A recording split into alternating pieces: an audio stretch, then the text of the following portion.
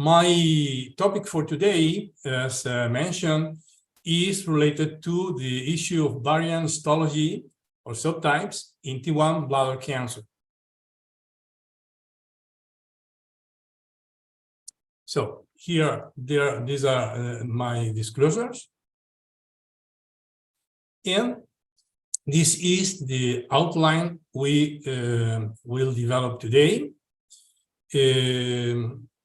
We will present a background on variant histology, recent terminology issues, tumor heterogeneity is an important issue in variant histology, and some data on pathological and molecular features.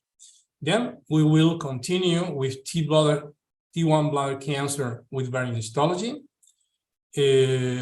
We will review some pathological molecular features again, and some data on clinical significance and risk categories. Then we will end with some messages.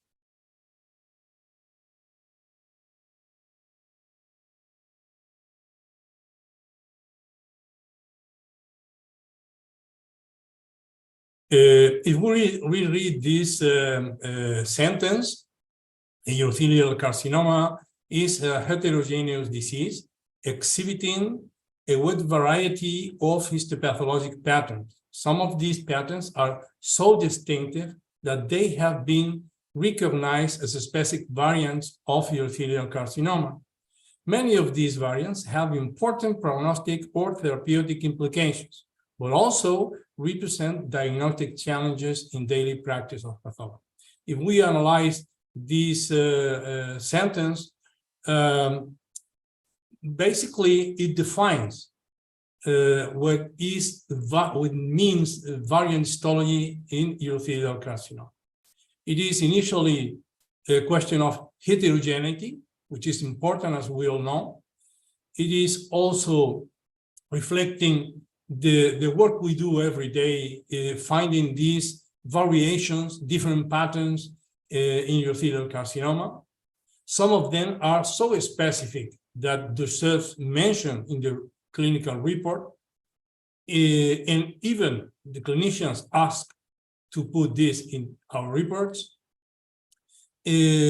Some of these variants have important therapeutic implications, so are clinically relevant in our daily practice, but also, as a pathologist, are important challenge sometimes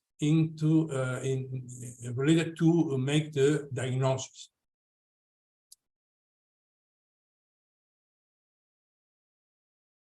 Okay, the recent publication of the new manuscript of the WHO now in 2022 has provided mainly terminological issues related to this variant histology in bladder cancer. So if we read here, so histologic variants are now referred to as subtypes.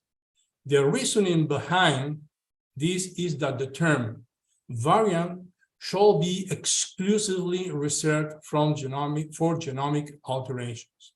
So it is recommended by the WHO to use the term subtypes instead of variants. Okay? This is the first and perhaps the most important issue.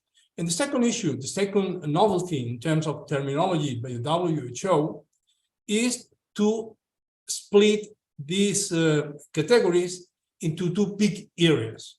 The main one is the so-called subtypes of urothelial carcinoma, which includes the classic entities like nested, tubular, large nested, microcystic, micropopular, lymphoepithelioma-like, plasmacytoid, sarcomatoid, giant cell, poorly differentiated carcinomas, lipid-rich, and glycogen-rich carcinomas. And then they split a second group of these categories, which is the so-called urothelial carcinoma with divergent differentiation, which includes not only squamous differentiation or glandular differentiation, but also trophoblastic differentiation and also Müllerian differentiation. This is a new entry, basically, because in the past was not so clearly identified. So, indeed, variant histology or subtypes are a big example, an important example on what is morphologic heterogeneity of bladder cancer. As you see in the image of this publication, there are so beautiful images, so different one of the other, and at the very end, all belong to the same group, to the urothelial carcinoma, and the heterogeneity that is intrinsic to it. Okay, so this is a very important issue. In fact, heterogeneity is what we do basically every day in our practice. We identify urothelial carcinoma with areas with higher rate of differentiation, with areas of squamous differentiation, with areas of micropopularity or nested or other things in the same specimen. So this is clearly a heterogeneous process. And the second thing is that this heterogeneity, it is basically composed by the different subclones that actually identify the tumor. No? And these subclones are not only a biological of biological interest, and also of clinical interest. Because, for instance, as you see here, anytime that the oncologist or radiotherapists treat one urologic tumor, one bladder tumor, they kill certain clones that are part of the tumor, the clones that are sensible to the therapy. And at the same time, make a selection of resistant clones. And these new clones will derive into progressive disease and then clinically recurrent disease. So it is an important issue that we as pathologists must have always in mind. Morphology, variant histology is not only a morphologic heterogeneity issue. It is also, as reported by Joshua Warwick in this relevant publication with near 200 quotations at this moment, they find out and report that each of these relevant subtypes or variants of urothelial carcinoma are not homogeneous when molecularly assessed. For instance, they were able to find different molecular subtypes inside of these categories. And in this particular study, they used the so-called Lund classification of molecular subtypes of bladder carcinoma. So, for instance, if you repair in sarcomatoid carcinoma here, you may see that you may see sarcomatoid carcinomas that are urothelial-like in terms of molecular findings, genomic unstable, basal squamous, and mesenchymal-like, or even a non-specific type. This is something important, it's something new, it's something that we have to keep in mind. This will explain sometimes the findings that we see with immunohistochemistry when a tumor, in a recurrent tumor, a metastatic tumor after several lines of therapy. So it's very important to us. We have also recently studied this issue, and we have observed that these urothelial carcinomas with variant histology split by molecular subtypes like basal, luminal, or double negative. Typically, they behave more aggressively than conventional urothelial carcinoma split by these three molecular categories, which is very interesting, as you see here. So it's something that is needs more investigation, of course, but potentially gives value to the report, to the interest that we have on variant histology or histological subtypes. From a clinical point of view, this table on the left side of the screen separates the different variants or subtypes according to the clinical situations. For instance, we have some of them classified as the deceptively benign morphology associated with them, or divergent differentiation, or others that may mimic things that they are actually not real. And because of that, we have recognized over the years a number of these variants I've mentioned earlier. But these are also important because each of one most probably has a benign counterpart. Means, for instance, microcystic carcinoma will need to be differentiated from cystitis cystica, cystitis glandularis. No, just an example. Trophoblastic divergent differentiation need to be differentiated from trophoblastic choriocarcinoma, which is rare in the bladder but can happen, and again.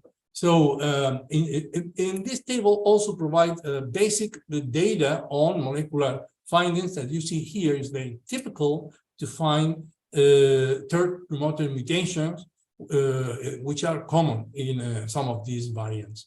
And this reflects this urothelial differentiation that we know.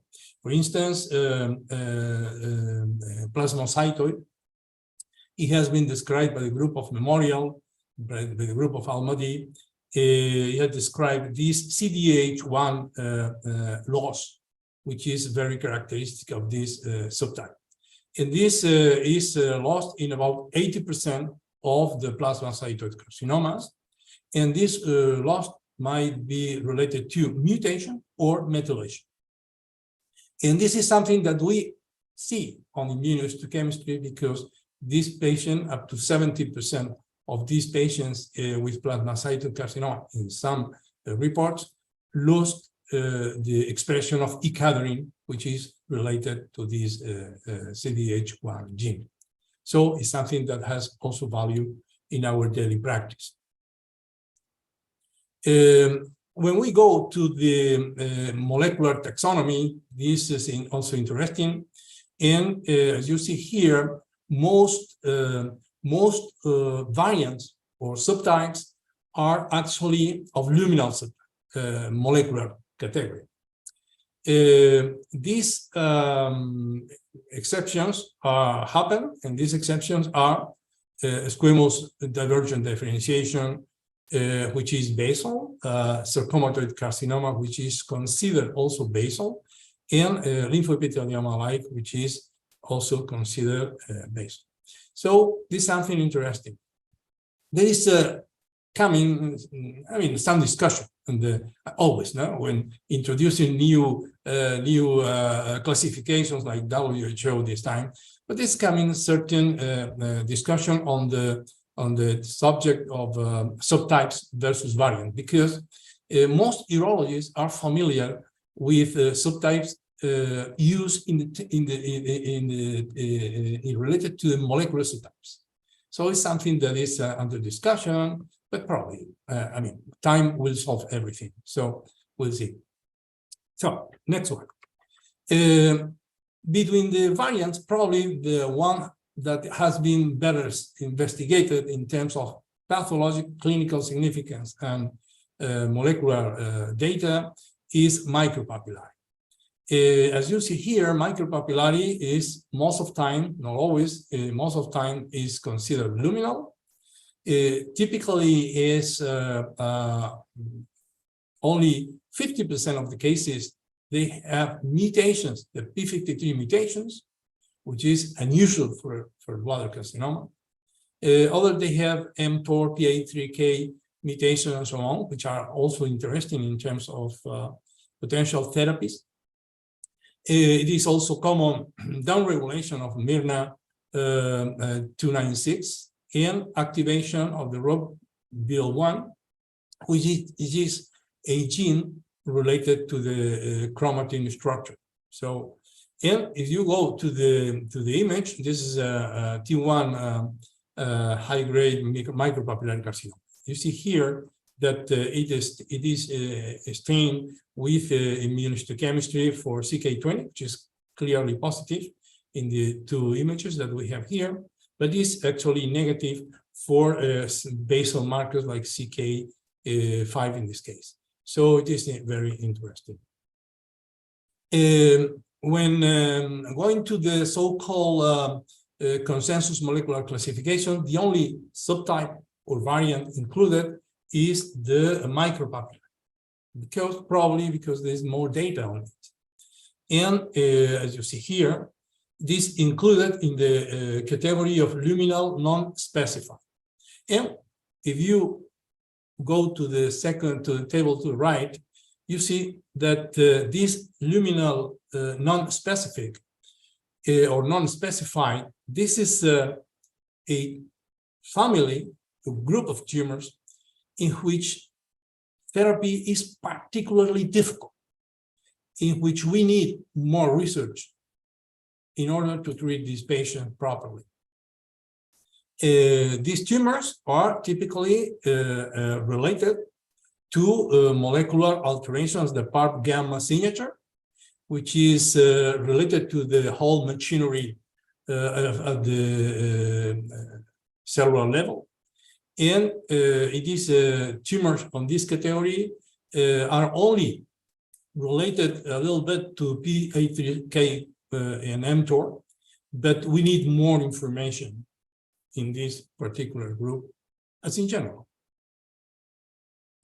But if you want to perform these molecular subtypes using immunohistochemistry, it is of great utility to use CK56 and CK14 for basal, and CK20 beta3 or FOXA1 and CK20 or beta3.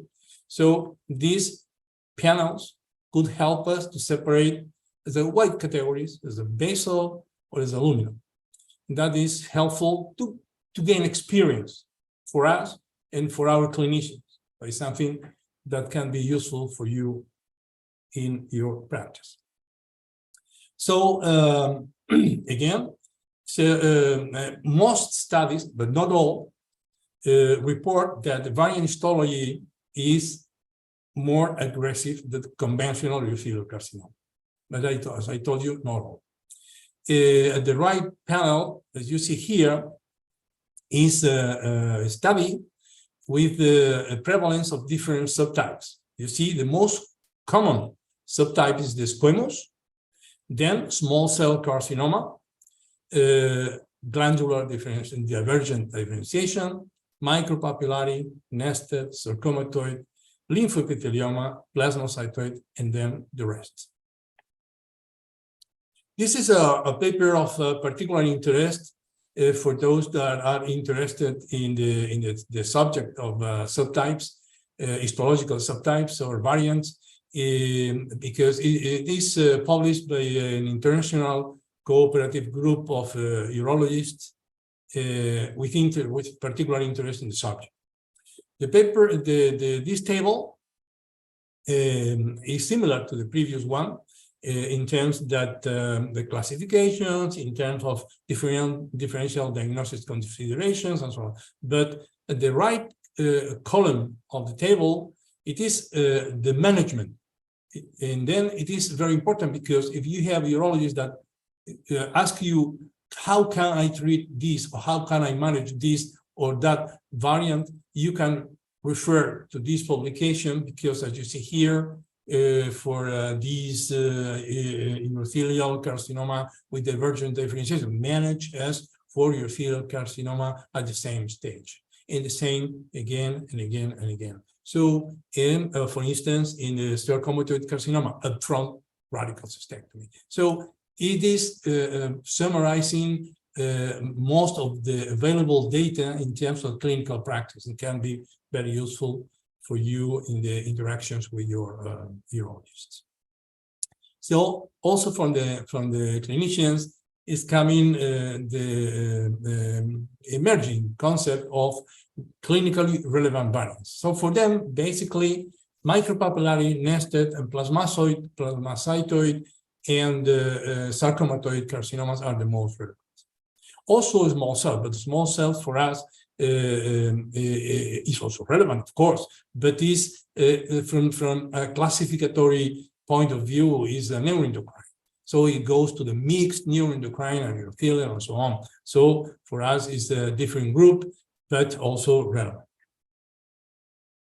And at this point, if we consider basically when dealing with urothelial carcinoma as non-muscle invasive, muscle invasive, with different questions in terms of progression, in terms of survival, in terms of therapy, as you see on the left side bottom, or even with chromosomal differences in chromosomal abnormalities, or even in the expression of certain genes that are related to these particular diseases. So why still talking about subtypes as a whole? So my point is that probably it would be better to split variant or subtypes according to these non-muscle invasive or muscle invasive categories. But this is not original from myself. For instance, this paper put by Joshua Warwick from Pennsylvania, he presented this also split in terms of T1 disease and more than T1 disease. As you see here, at that time, it was considering the adequate therapy or the need of radical cystectomy. As you see here, this author used this separation between non-muscle invasive or T1 versus more than T1.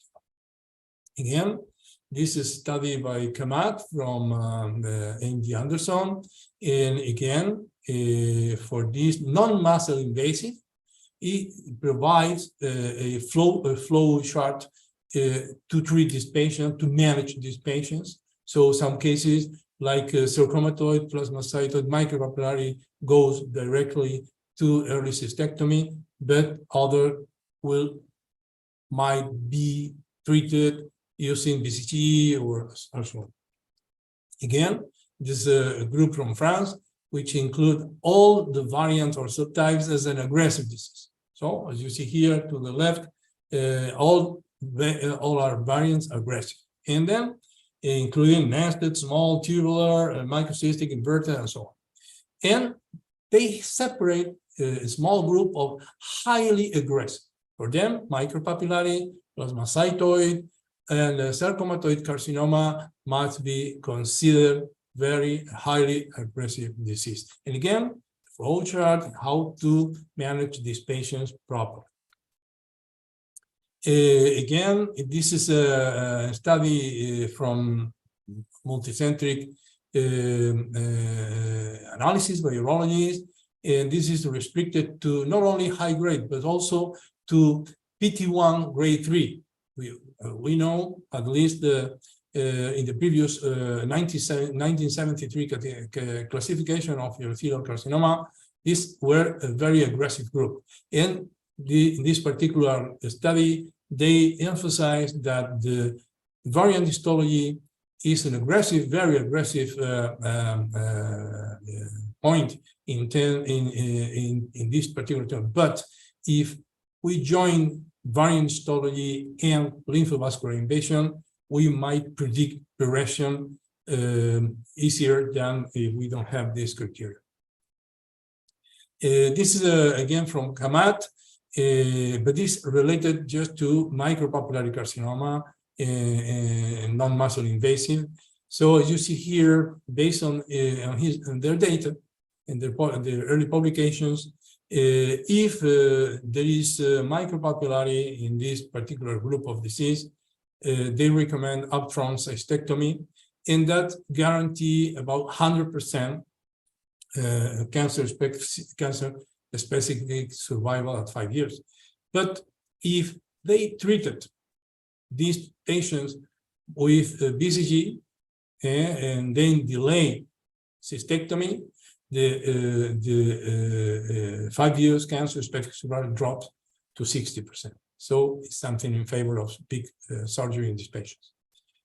From Memorial, they reach a very similar conclusion. Then they can offer to these patients radical surgery, but they noticed that a number of patients that have been treated conservatively with BCG and so on did not have a comparatively significant worse outcome. Therefore, there is the room to offer these patients surgery. Probably is the best option, but also offering, in case they are not interested, other therapies with a follow-up and so on. Our study on nested carcinoma, just to mention that the T1 category was clearly significantly less aggressive than other more invasive diseases. And there is also interesting question on nested carcinoma presented in this publication to explain previous observation, which we observed that nested carcinoma typically presented CK positive. It was therefore luminal, but also CK5 positive, and that also can be basal. So this mixed phenotype was a little confusing. And as you see in this publication by the group of Jonathan Epstein, they recommended to consider nested as a luminal carcinoma with a distinctive co-expression of basal markers.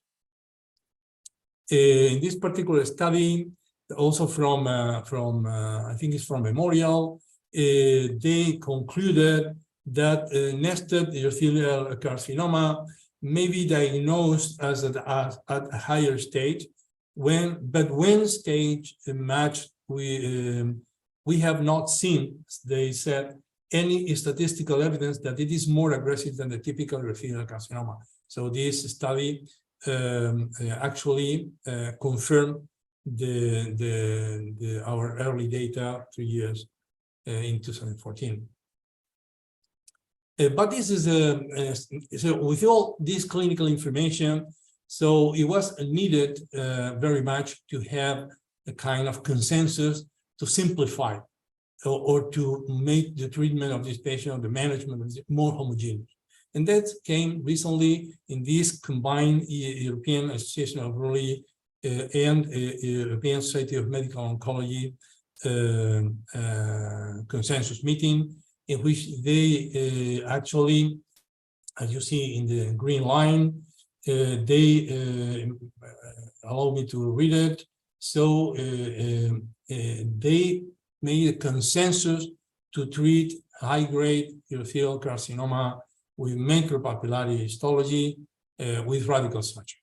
But it's something important that you may discuss with urology, or you may know, and to help in the process, is that the diagnosis of micropopular carcinoma has to be made by a complete transurethral resection or as a re-theory.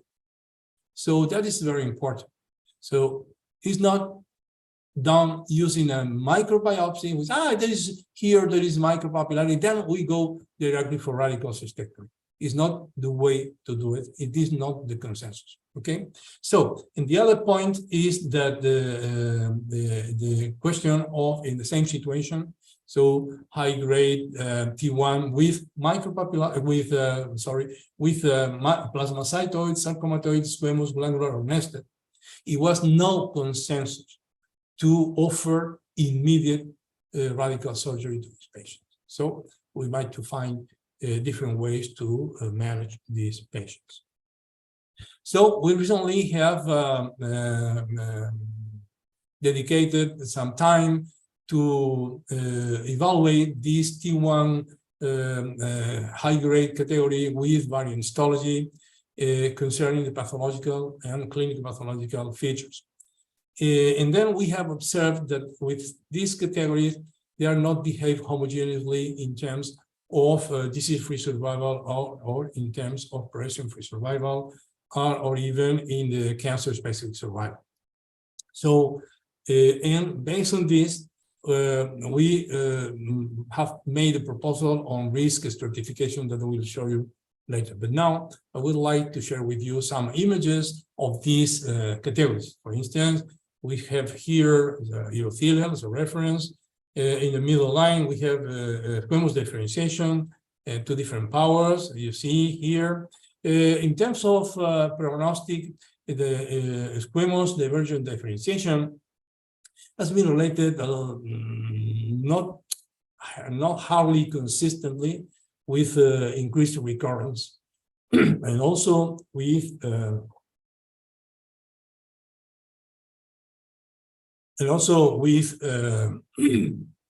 poorly response to intravesical chemotherapy with mitomycin, but there are not much data on that, and there's some controversial issues concerning the role, the significance of squamous differentiation in non-muscle invasive bladder carcinoma or in high-grade T1 bladder carcinoma. The bottom is an example of glandular differentiation. Again, there's not much data on that, the significance, but there is a recent publication that I'd like to share with you. And this publication is here, is based on 82 cases of high-grade T1 with this morphological subtype. The H&E image is the one original reported in the publication. And as you see here, the authors found that glandular differentiation is quite relevant in terms of disease-free survival, but mainly as a progression-free survival and overall survival. So it is probably we need to include more information, start to consider the glandular differentiation probably as an aggressive feature in the future.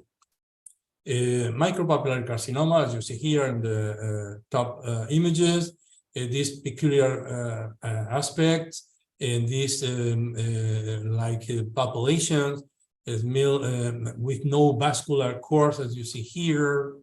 It's very typical. Is once you see one, and you never forget the morphology. And then in the bottom, you see this nested characteristic with very deceptively benign or non-aggressive features present in this category. As you see, as we have mentioned, T1 micropopular carcinoma has been the subject of many publications in different aspects. But and then there also coming publications concerning the T1 high-grade micropopular carcinoma, as this publication made by the group of Belmont from Boston, I think, is they found that about 3,000 different genes are differentially expressed in high-grade T1 micropopular carcinoma compared to conventional urothelial high-grade T1 carcinoma. From these 3,000, they observed that 26 genes signature clearly define high-grade T1 micropopular carcinoma. And from those 3 that have been presented here in the table, 3 of them are very relevant because they can predict the time to progression, the shorter time to progression, which is even more important. And these 3 genes include the FAP3, the CD36, and the right T1E. In particular, this one, so as you see here, is very relevant. So a panel, eventually or theoretically a panel including the detecting high expression of the FEP3, the CD36, and lower expression of a right T1E could potentially predict progression and avoid or promote radical surgery in a particular case. Of course, this study needs, this data needs validation and more studies. And again, this paper, have been mentioned earlier, is to go to the end of the conclusion in which they recommend that patients with T1 nested variant urothelial carcinoma on restaging may benefit from early radical cystectomy. Okay, but those with resection, which are negative, might be treated conservatively. Okay, so something quite important for us. So inverted growth pattern urothelial carcinoma is not considered within as a variant or subtype within the WHO, but is included here to get more wide overview of the area. Basically behave like urothelial carcinoma, and sometimes they are invasive and so on. So the WHO recommends to report this specific subtype when pure, to give feedback to the urologist concerning the explanation of what they can see with the cystoscope. In the basal, the papillary urothelial carcinoma, the basaloid, as you see in the bottom images, it's very unusual. They have in the base a little palisade, and the cells are small and bluish, very unusual. So microcystic carcinoma is here. It was described by Robin John from Mass General in a paper a few years ago, a number of years ago, American Journal of Clinical Pathology, and it was considering these cystic structures that also have microcystic structures in the covering epithelium. And then also here we have this villus-like category in which we don't have much information, and and then the lymphoepithelioma-like carcinoma, as you see here, with this type of syncytial appearance of the cells, and these heavily inflamed tumors. If you want to know that, most typically the lymphocytes present in lymphoepithelioma are CD3 positives. So here, as you may see on the left side, the microcystic carcinoma does not behave differently when compared with conventional urothelial carcinoma at the same stage. And concerning videoglandular tumors, we don't have much information. It was early recognized in this publication reported by Osunkoya, our colleague from memory, David Green, our great friend, Atsai, and Lim as a junior author. As you see here, about 5 cases out of 14 were T1 villus carcinomas. So, and we don't have much information reported on the follow-up of this patient because it's not yet available. So this is just a topic that I need to mention, but I'm not quite sure of the right answer. So in our study, we did not include plasmacytoid carcinoma. And that was because all the cases reviewed for the series, all at the very end were included PT2 disease. So actually, we did not have a pure T1 case. They might exist, but we didn't have those cases. But the other point is that we have some of these cases in which, as you see here in the lower power or even higher power here, and you see these focal discohesive cells, sometimes that they look plasmacytoid to me, but that I'm not sure actually if they represent plasmacytoid carcinoma or a kind of plasmacytoid-like change that, because we know that urothelial carcinoma, high-grade urothelial carcinoma, is also very discohesive by its own nature. So it's something that I don't know the right answer. It's something that I leave you open. And but my view on these focal alterations is to consider at this moment as a plasmacytoid light change until more data give us another opinion. So, based on this information we have seen in the data from the literature, we have provided this risk classification of this variant histology in high-grade T1 carcinomas. As you see, we have a high-risk category, which include mostly micropapillary, nested glandular differentiation, and basaloid. And also, we have a low-risk category, including squamous differentiation, inverted growth, microcystic.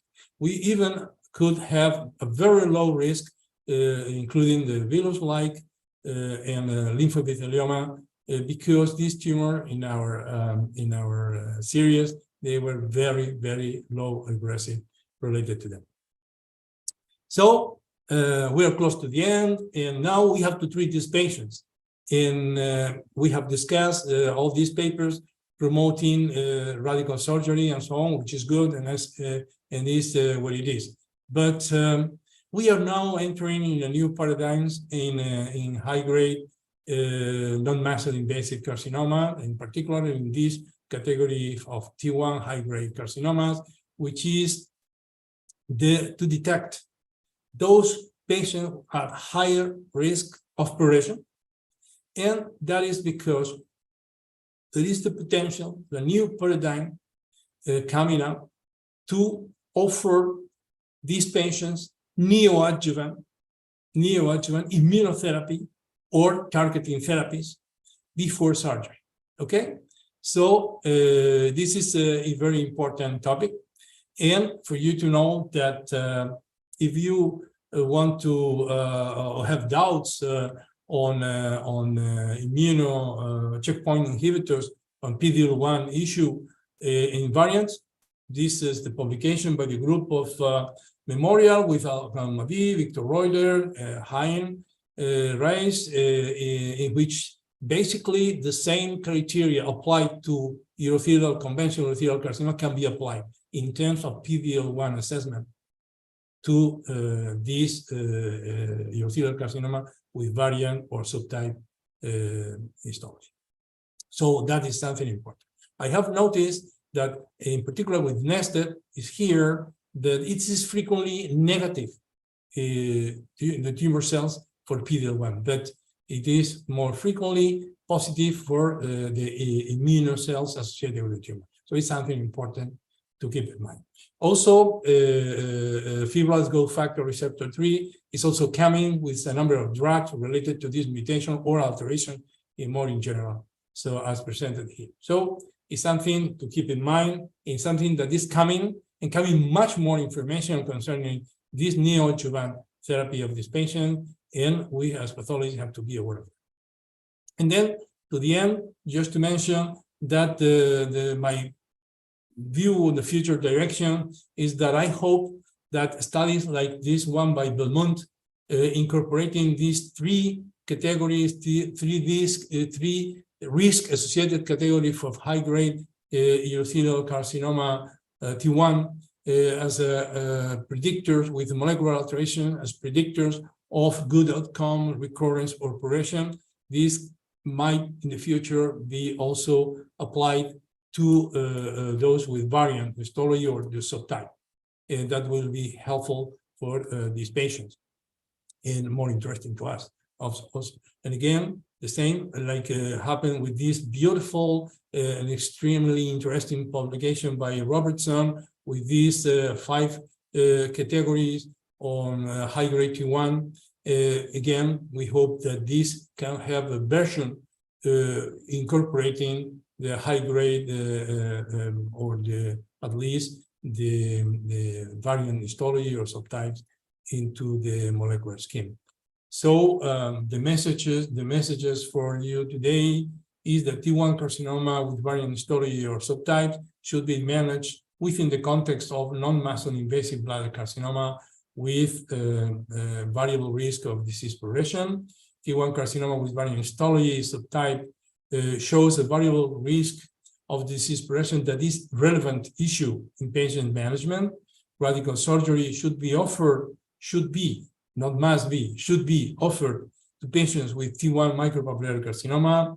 Recent advances in molecular pathology identify heterogeneous subgroups inside clinically relevant variants of urothelial carcinoma, and the role of novel therapies in T1 carcinoma with variant histology or subtypes need to be defined in the context of well-performed clinical trials. Thank you very much.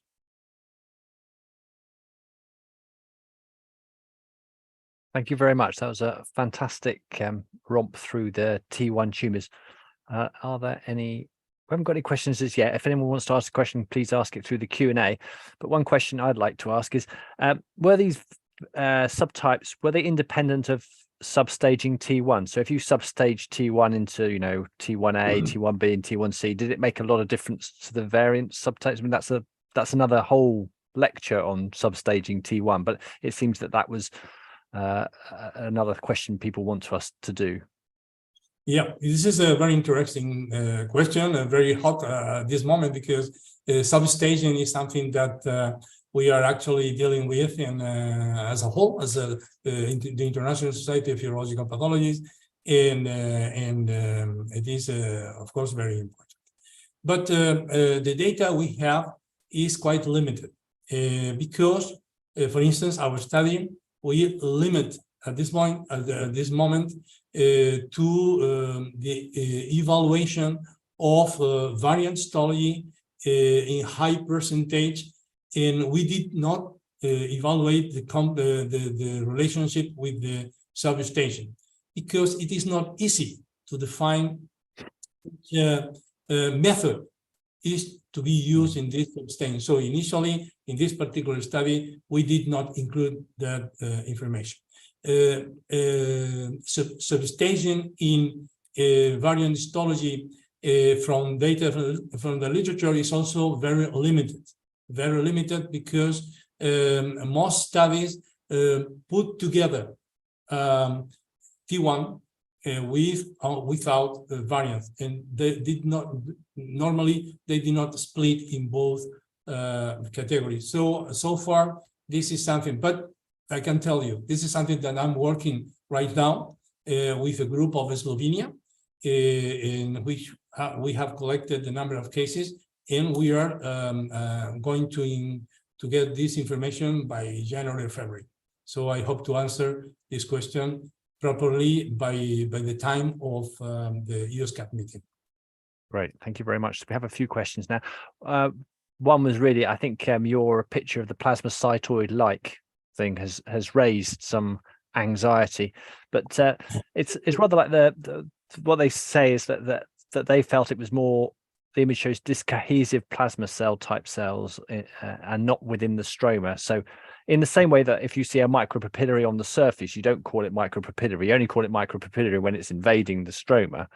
In your example, that would be plasma, that wouldn't be plasmacytoid because it's not invading, you only call it invading plasmacytoid. I think that's what they're stating. So they would, I mean, to me that looked almost like an acantholytic process, and sort of, an odd, probably I mean, I don't think I've ever seen something quite so externally sort of acantholytic. You would have thought they'd lost all those cells during the processing that occurred. I mean, have you seen that in more than one case, or is that just a unique case which you photographed quickly?